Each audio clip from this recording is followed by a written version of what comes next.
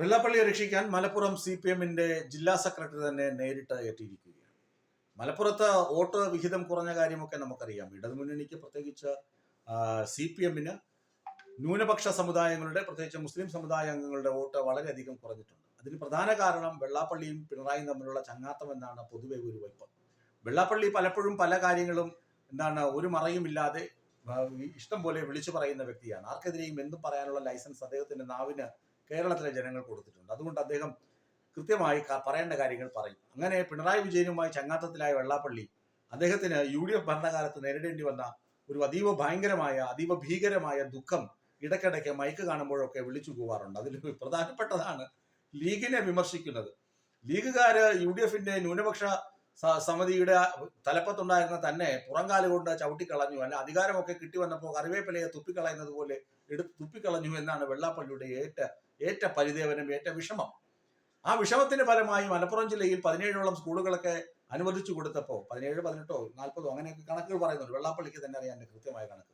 ഏതായാലും ഇങ്ങനെയൊക്കെ അനുവദിച്ചു കൊടുത്തപ്പോൾ UDF മുസ്ലിം സമുദായത്തിനും മുസ്ലിം ലീഗിനുമൊക്കെ വലിച്ചു നീട്ടി അങ്ങോട്ട് കൊടുത്തപ്പോൾ SNDPക്ക് കിട്ടിയത് ഒരു LP സ്കൂൾ പോലും കിട്ടില്ല. ആകെ കിട്ടിയത് ഏതോ ഒരു വിദ്യാഭ്യാസ സ്ഥാപനമാണ് എന്നതാണ് ഈ വിലാപത്തിന്റെ അടിസ്ഥാനം. തന്റെയും തന്റെ സമുദായത്തിനും കിട്ടേണ്ട അർഹമായ ആനുകൂല്യങ്ങൾ തരാൻ UDF തയ്യാറായില്ല. അതുകൊണ്ടാണ് ഈ മൈക്ക് കിട്ടുമ്പോഴൊക്കെ ലീഗിനെ ചീത്ത വിളിക്കുന്നത്. ഈ മൈക്ക് കിട്ടുമ്പോഴൊക്കെ ലീഗിനെ ചീത്ത വിളിക്കുന്നത് കാരണം മുസ്ലിങ്ങളൊക്കെ എന്ത് ചെയ്തു? ഈ CPM മുഖ്യമന്ത്രിയാണല്ലോ ഇയാളെ പൊക്കിക്കൊണ്ട് നടക്കുന്നത്, മുഖ്യമന്ത്രി ഇയാളെ താക്കീത് ചെയ്യുന്നല്ലോ, ഇയാള് മുഴുവൻ മുസ്ലിം സമുദായത്തെയാണല്ലോ തെറി വിളിച്ചുകൊണ്ട് നടക്കുന്നത് എന്നൊരു വ്യാഖ്യാനത്തിലേക്ക് എത്തുകയും വെള്ളാപ്പള്ളി ഒപ്പമുള്ളത് കൊണ്ട് പിണറായിക്ക് വോട്ട് കൊടുക്കേണ്ട ആവശ്യമില്ല എന്ന് കരുതുകയും ചെയ്തു. ഈ കരുതൽ കൊണ്ടാണ് മലപ്പുറത്തും മലബാർ മേഖലകളിലും പൊതുവെ ഇടതുമുന്നണിക്ക് ത്രിതല പഞ്ചായത്ത് ഇലക്ഷനിൽ വോട്ട് കുറഞ്ഞതെന്നാണ് കണ്ടെത്തൽ.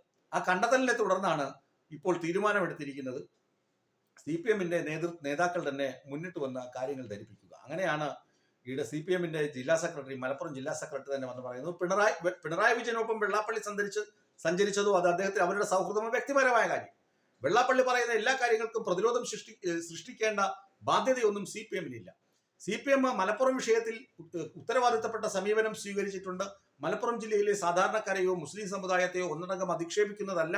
വെള്ളാപ്പള്ളി പറഞ്ഞ വാക്കുകൾ ലീഗിനെ മാത്രമാണ് പ്രതിക്കൂട്ടിൽ നിർത്തുന്നത്. ലീഗിന്റെ ചതിവിനെ കുറിച്ചാണ് അദ്ദേഹം പറഞ്ഞത്. അതുകൊണ്ട് വെള്ളാപ്പള്ളി പറയുന്നത് കേട്ടിട്ട് CPM-ന് നിങ്ങൾ വോട്ട് ചെയ്യാതിരിക്കരുത് എന്ന അഭ്യർത്ഥനയുമായാണ് മലപ്പുറം ജില്ലാ സെക്രട്ടറി രംഗത്തെത്തിയിട്ടുള്ളത്. അത്രമാത്രം പേടി CPM-ന് വെള്ളാപ്പള്ളിയുടെ ചങ്ങാത്തം സൃഷ്ടിച്ചു കൊടുത്തു എന്നതാണ് ഇതിൽ ഏറ്റവും സറ്റേറിക്കലായിട്ടുള്ള ഭാഗം.